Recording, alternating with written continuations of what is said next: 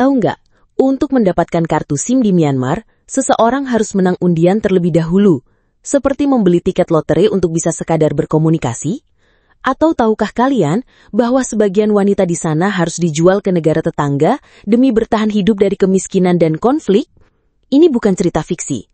Inilah kenyataan yang harus dihadapi jutaan orang di sebuah negara yang merdeka lebih dari 1 abad lalu.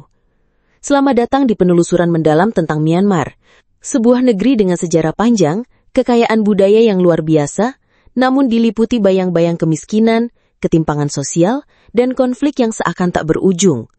Sebelum kita lanjut lebih dalam, jika kalian merasa informasi seperti ini penting untuk disebarkan, jangan lupa untuk tekan tombol suka, berlangganan kanal ini, dan bagikan ke teman-teman kalian agar lebih banyak orang peduli terhadap realitas di balik negeri yang jarang tersorot ini. Mari kita mulai dari hal yang paling mendasar dalam kehidupan manusia, transportasi. Di sebagian besar negara, kendaraan umum identik dengan bus, angkot, atau kereta listrik. Namun di Myanmar, kendaraan yang biasa digunakan untuk mengangkut hasil panen justru dijadikan moda transportasi umum.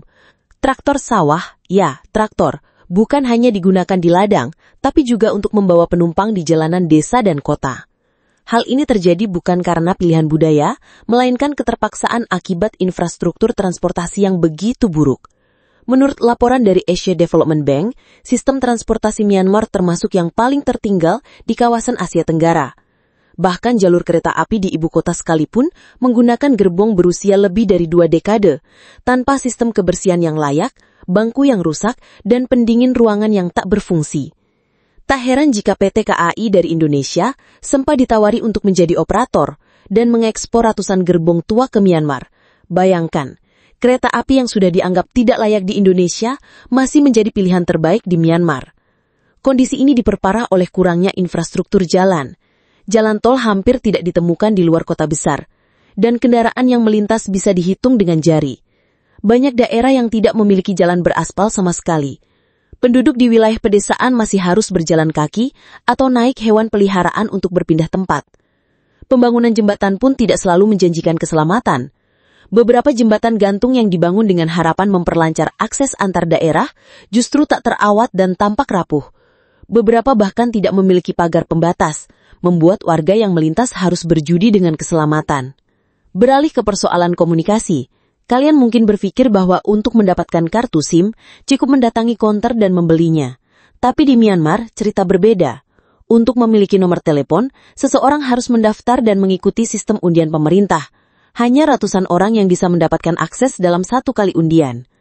Menurut laporan yang dikutip dari Myanmar Times, pemerintah memberlakukan sistem ini untuk membatasi penggunaan telepon dan mencegah aktivitas komunikasi liar yang bisa membahayakan stabilitas negara.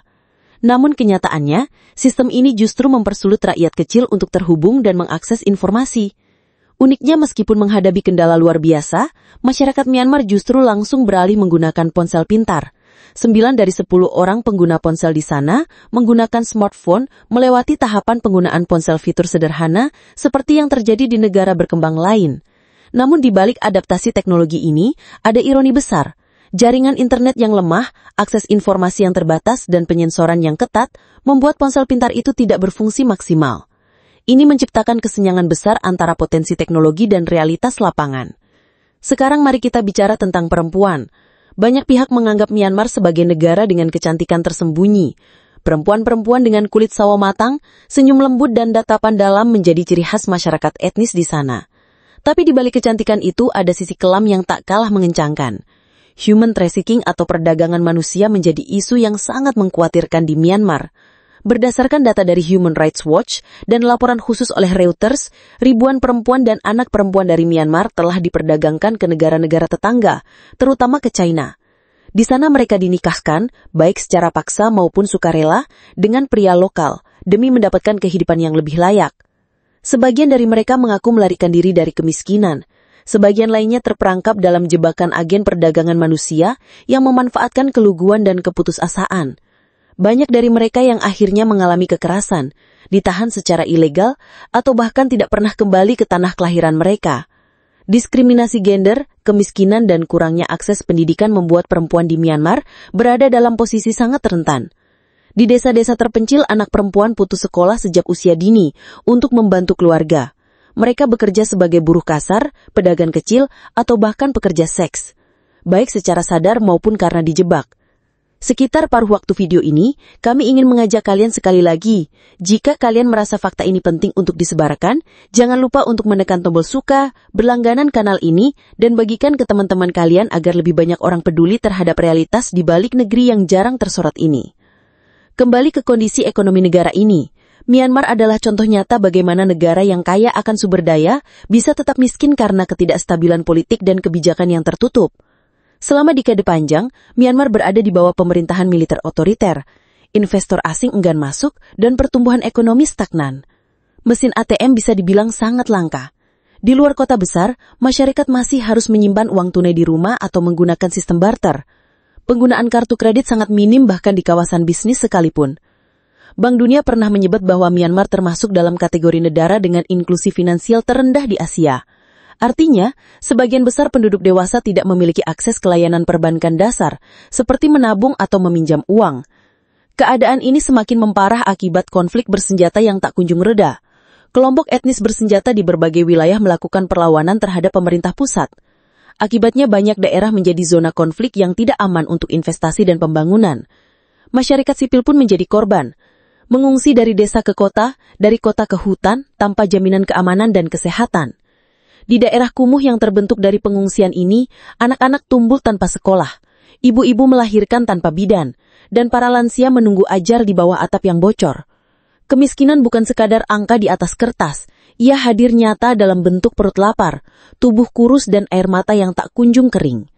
Namun di tengah segala keterbatasan itu, Myanmar menyimpan harapan.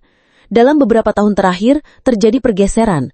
Pemerintahan sipil sempat mulai membuka diri, sektor pariwisata mulai tumbuh, dunia mulai mengenal Myanmar lewat keindahan Bagan, Mandalay, dan danau Inle yang memikat.